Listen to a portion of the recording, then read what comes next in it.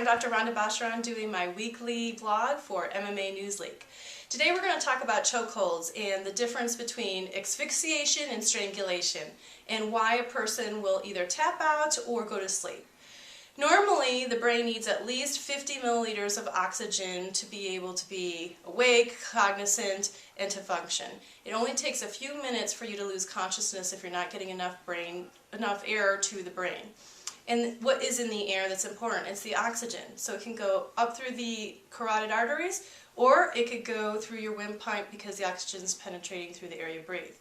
So we're going to have Chris Horodecki show us a couple moves, and we'll kind of differentiate between the different chokeholds and clarify it for you, and then we'll see what's upcoming in the next few weeks. There's a lot of great fights coming up, and see if there's any chokeholds that will put somebody to sleep or make them tap out. I'm here with Chris Horodecki. He's going to show us a couple moves on me to demonstrate what happens when someone either taps out or goes to sleep from a chokehold. So there's different kinds of chokeholds, and that's what Chris is going to help us show us.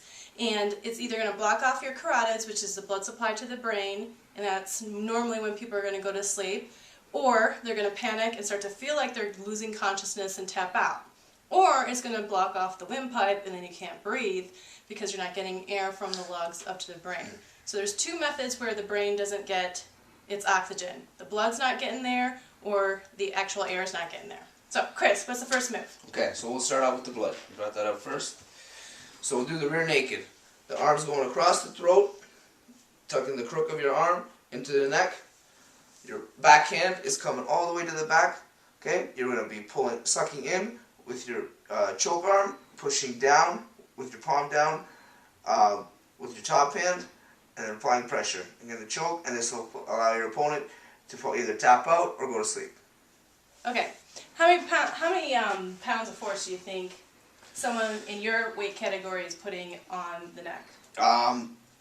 Like that, you know, I'm not sure. It's got to be at least a couple hundred pounds. Fedor's has been known, based on some statistics Sports Science did, to have at least 500 pounds of pressure coming through his neck on that hold.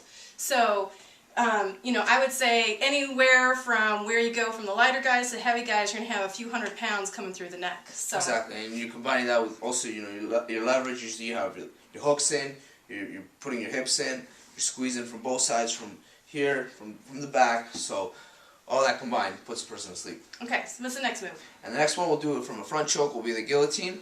So I got Dr. Bash down. I got the crook of my hand on the front of her neck. Okay, cupping their chin. I'm pushing down with my shoulder, lifting up with my arm, and applying pressure downwards. So she's feeling a choke right at the front, and it creates that more of a panic.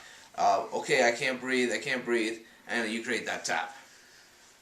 All right, thanks a lot, Chris. We really appreciate the information. No problem.